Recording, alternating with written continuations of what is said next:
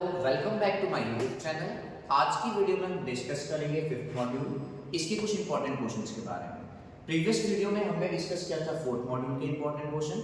आज की वीडियो में हम देखने वाले हैं जो आपकी बायो का लास्ट मॉड्यूल फिफ्थ मॉड्यूल है, जिसके अंदर आपके दो चैप्टर्स हैं, बायोटेक्नोलॉजी और इम्यूनोबायोलॉजी।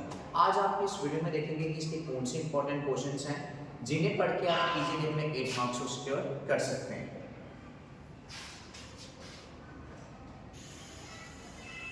बात करूं बायोटेक्नोलॉजी से तो बेटा आपको इसको इस तरीके से पढ़ना है। 8 नंबर का आपका टोटल मॉड्यूल है, तो आपने इसके लिए सिर्फ अपने 2-2 नंबर या 3-3 क्वेश्चंस के नंबर के अकॉर्डिंग ही प्रैक्टिस करनी है। लॉन्ग आंसर यहाँ से आपको बिल्कुल भी नहीं आएगा। तो आप क्या क्या चीजें पढ़ोगे देखते हैं इस वीडियो में। सबसे पहले बायोटेक्नोलॉजी। पहले ना बायोटेक्नोलॉजी का बेसिक आइडिया रखो, बायोटेक्नोलॉजी होती क्या है, कि बायोटेक्नोलॉजी की डेफिनेशन क्या है, बायोटेक्नोलॉजी क्यों आपके सिलेबस में डाली गई है। एक बेसिक आइडिया बायोटेक्नोलॉजी का कि बायोटेक्नोलॉजी की एप्लीकेशंस क्या हैं, यूसेज क्या हैं, एक रफ आइडिया रख लो। उसके बाद जो इंपॉर्टेंट डेफिनेशंस है पेपर्स में रिपीट हो चुकी हैं। एंटीबायोटिक होता क्या है, क्यों जरूरी है, और इसकी दो टाइप्स होती हैं, broad spectrum antibiotic, narrow spectrum antibiotic. And उसका सिलेबस चेंज है, तो इस बार उन्होंने एक बहुत अच्छा क्वेश्चन घुमा के पूछा हुआ था। उन्होंने क्या किया था कि उन्होंने एक एंटीबायोटिक का नाम दे दिया था और पूछा था क्या ये नैरो स्पेक्ट्रम एंटीबायोटिक है या ब्रॉड स्पेक्ट्रम एंटीबायोटिक है। ठीक है, 1 नंबर का क्वेश्चन। अब जो बच्चे इसको पढ़ के गया होगा कि क्या होते हैं वो तो इसीलिए अटेम्प्ट कर लेगा इसको। ठीक है, तो आप जो भी चीज़ पढ़ रहे हैं उसको प्रॉपर पढ़ो, और जो आपकी बुक है वो सबसे बेस्ट ऑप्शन है आपकी पढ़ाई के लिए। सेकेंड चीज़ बायोगैस क्या है, उसके एडवांटेजेस क्या हैं, इसको पढ़ लो।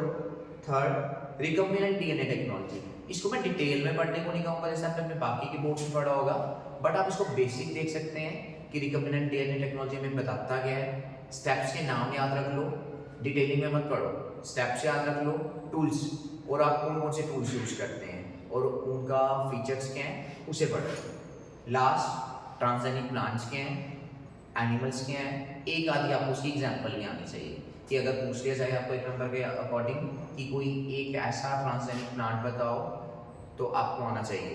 ठीक है, कोई एनिमल ट्रांसजेनिक एनिमल्स की एग्जांपल बता दो वो आपको आनी चाहिए।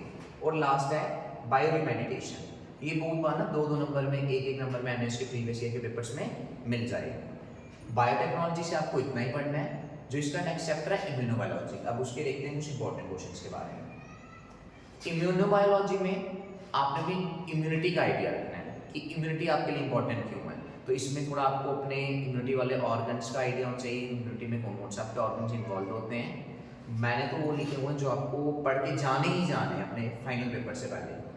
Function of beta cells, B cells, T cells और स्पेशली टी सेल्स की कुछ टाइप्स हैं, आपको ये पढ़ के जाना है। ठीक है, अगले की बात करूँ, एंटीजेंस क्या होते हैं, एंटीबॉडी क्या है और एंटीबॉडी का स्ट्रक्चर बहुत बार पेपर में आया हुआ है, तो आप इसको पढ़ सकते हो।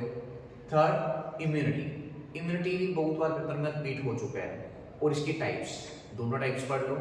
एक्वायर्ड इम्यूनिटी पढ़ लो, पैसिव इम्यूनिटी पढ़ लो, इनेट। ठीक है, ये सारी की सारी इनेट तो वही होगी बाय बर्थ वाली, तो आप इनको पढ़ के जा सकते हो।